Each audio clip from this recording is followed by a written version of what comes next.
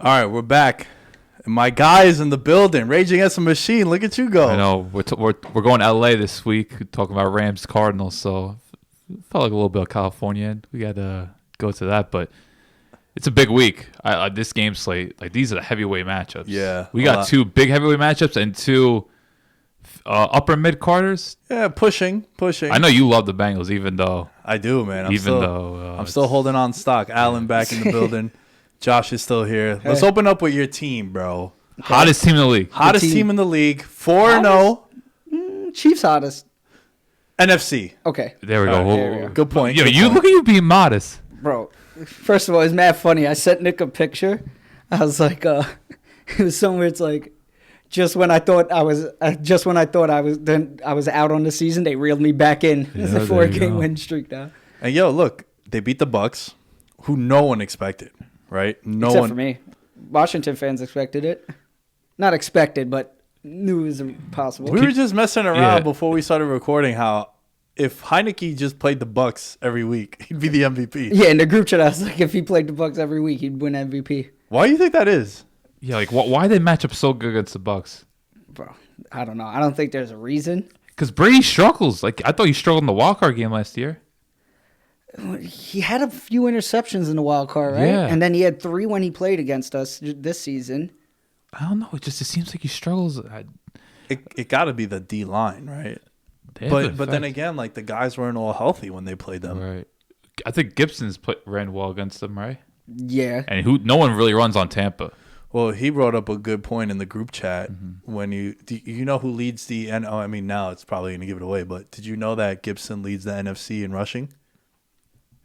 Never would have guessed. Yeah, wow. Especially because he was banged up and had like a few games where it's like McKissick was the lead back. I thought maybe Fournette, but then game he doesn't probably get the carries. Yeah, he gets a lot of dump offs and shit. But never would have guessed Fournette is like a receiving back, right? Like the way he's built, you would think he's like this north-south. But he dropped all these passes last year. But I'll give him credit. This year because it was the biggest joke last year. Like people are saying Tampa's got to somehow get James White on this team because Ronald Jones and Leonard Fournette couldn't catch a pass. Well, we were hyped that they signed Gio Bernard. I know. And Gio's had an impact. Very small one. He did early. Yeah. Then did he miss a few games, Gio Bernard? Something like that, yeah. But yo, what is it about Washington you think, Allen? They beat the Bucks. They beat the Panthers, which the Panthers aren't no juggernaut, but it was Cam's homecoming. No, so it was a big win for them. That was a big win. Yeah. Monday night against the Seahawks. Desperate Seahawks team. And then go on the road. Seahawks, go on the road and you beat the Raiders. Yeah.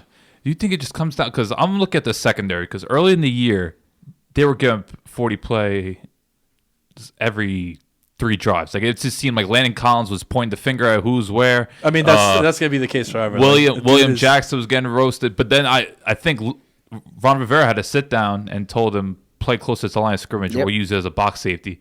And since then, it's just they don't allow too many big plays, and that D-line's getting after. Like, Jonathan Allen's had a huge year.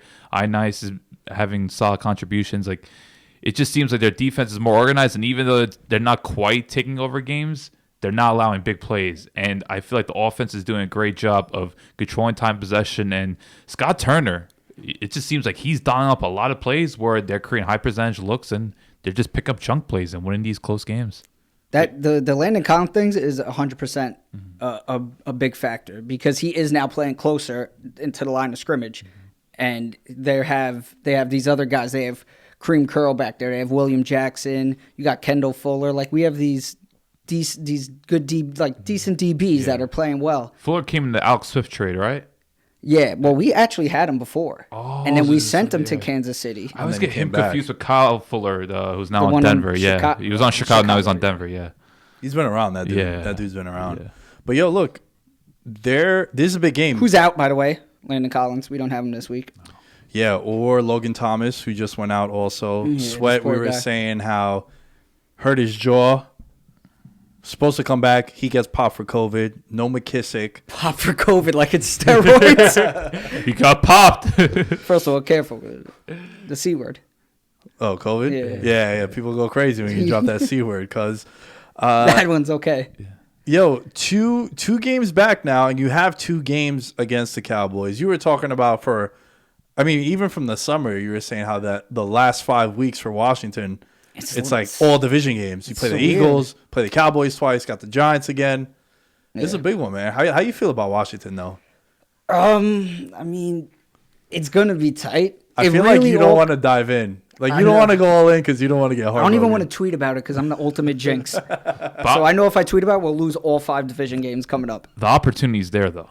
That's what we hold our faith. Yeah. That's the one thing I like. Like, we don't need the Cowboys to lose. We need to beat them. Mm-hmm. We don't need the Eagles to lose. We need to beat them. It's not games where it's like, oh, I need a win and like we need to beat the Chargers and the Ravens, and then they need to lose to these teams. Right. There isn't a better thing in all of sports, in my opinion, than controlling your own destiny. I've had seasons when I'm rooting for the Giants that I gotta, oh man, I need Washington to beat Philly, and I need the Cowboys to lose to the Bears. Oh man, they're benching Jay Cutler. Like, last year I had hope Nate Sudfeld didn't get in the game. Yeah, exactly. Like, yo, that's the word. And I hate how all of last season they were blaming the Eagles for sitting Hurts to play Sudfeld. It's like, bro, take care of business. You won 6 games if you're the Giants. Yeah. Like, don't drop Evan Ingram. Don't drop every third down coming your way, you asshole. Like, let's take care of business. And Washington right now, they got the 6th seed. So if they win out, they might even have a chance at the division. Cowboys 8-4. Washington is 6-6. 2 games back. You still have 2 games against them. And I feel like they got some good tiebreakers in there. Like, they beat Carolina, they beat Atlanta. Now, granted, those 2 teams probably won't be around, but it's good at least you got those tiebreakers. Yeah. Did they play New Orleans? What happened? Because I feel like the NFC East, NFC South played. Did we beat? No, we lost. I think we okay. lost. That might play an impact if Taysom Hill and Alvin Kamara get going. So, but for the most part, I feel like Washington is in control of that, and I just feel like they're really well coached right now. And they lost to the Saints, by the way. Yeah. Saints, okay. Yeah. It's very hard to keep track of all this, but what do you make of Scott Turner? Because I feel like just watching the offense, it just seems like they're opening up a lot of things. Heineke doesn't have to force the ball. I know he threw 1 bad interception, but for the most part, they're not turning the ball over, and Gibson's now getting in the groove. It's all very encouraging. Gibson looking fully healthy is a huge factor because he has, I saw it posted on Twitter, he has like the most touches in the last 3 weeks or something. It was like 90, it was a large amount. Him and Jonathan Taylor have the 2 most touches in the NFL right now in the last 3 weeks. And if you're running the ball, if you're running the ball a lot, that means you're getting first downs. And then if you watch the Tampa game, the final drive where we iced it, what did we take off? 10 minutes? 10 plus minutes? It was a long-ass We drive. Brady, Tom Brady. Yeah. Shouts to Taylor. He loved it. And did you think that was the case against the Raiders, too? Because it seemed like they had the ball a good majority of that game. Oh, yeah. If you they had, whoever was the announcers of that game was saying, like, if you look at the stats, you would never expect the game to have been that close. Right. Now, who's their kicker? Because Brian Johnson. When they didn't go, because did you think they should have went for it on 4th and 1 against? I was saying go for it, yeah. Because I was like, bro, first of all, when you watch Dustin Hopkins kick field goals for like 8 years. PTSD to max. Yo, seriously. When he missed, who's he play on now? Chargers. He missed one for them. I was like, welcome. Giants this weekend. Yo, dude, for the life of me, like, why would you sign a kicker who gets cut because of like missed PATs? First of all, he should have been cut 4 years ago. If my fiance is saying you suck at kicking, that means you're bad. You know what I mean? Like, he ain't got the approval. She doesn't watch football that much. But if she's like, why is this guy always missing? That means you're not doing well. That's the eye test, folks. Yo, what do you make of Dallas, Alan? I still think they're a juggernaut, albeit a juggernaut that's beat up and kind of lost their rhythm. Like, to me, they probably should sit Zeke for a week or 2. He does not look healthy whatsoever, and I don't see what the big deal is giving Tony Pollard 15, 20 carries a game. And if they have to bring someone else in, bring him in. But there's no way. Like, Elliott needs a break. He needs to get healthy.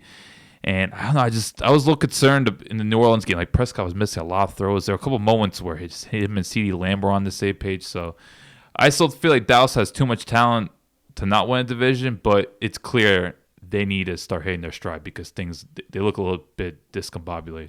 At least their defense, like, I know we're going to rave about Michael Parsons. Oh, God, I hate that he's so good, bro. I don't want to admit it. But, look, as even though they got a couple pieces defensively, if they're going to be in the Super Bowl, it's going to be because their offense. If their offense doesn't get it in a rhythm soon, I think they could be one and done. I mean, look, Zeke, Obviously banged up, though. Remember that game when he caught, like, just a little dump pass and he ran to the sideline? Like, catching it, he just ran out of bounds. I was like, bro, this guy looks like he's running with a broken leg. Yeah. In like the group chat, we're like, yo, it looked like I was running. Yeah.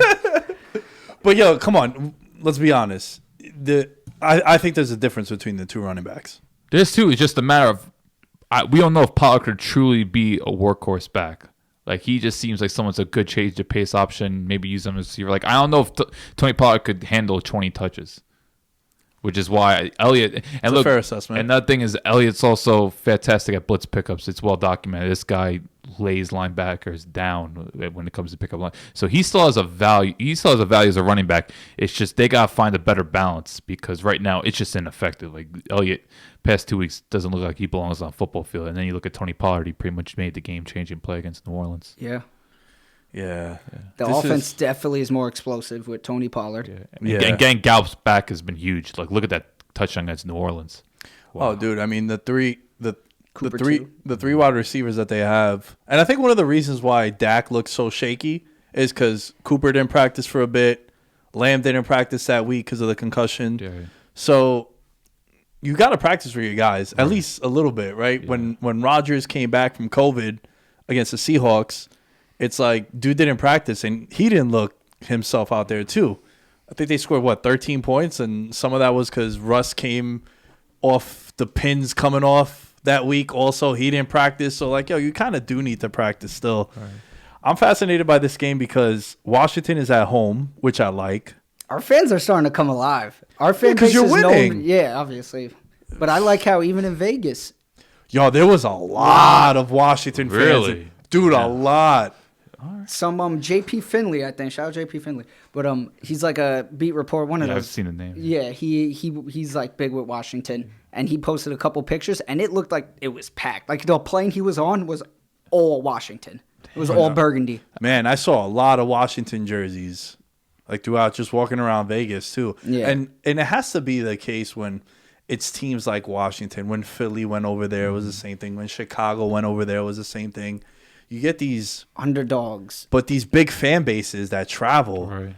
We're not a big fan base though. We're like historically they're passionate. No, but they're passionate. That's a better one. If you give us something to cheer for, like we'll cheer hard. Yeah, this wasn't the same vibe 2 months ago before the win streak. Literally, we were getting like career lows in attendance and stuff. Like, that stadium also sucks. It's so bad. Who you got in this game, Alan? It's gotta go Dallas. Gotta go Dallas. I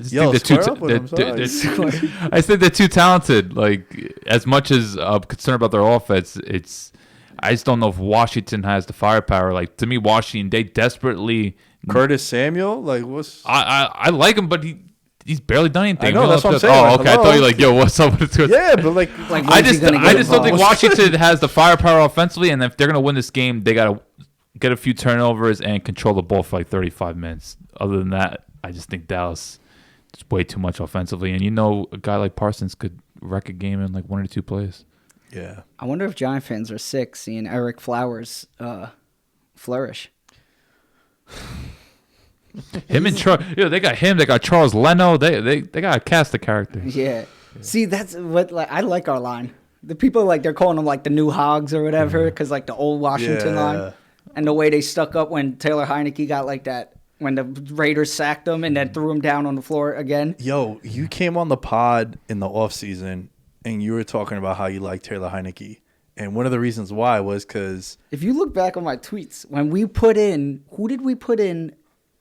Was it Alex Smith or something? When we were tweeting, I was like, yo, bring in Taylor Heineke. And we played Alex Smith against the Eagles, was it?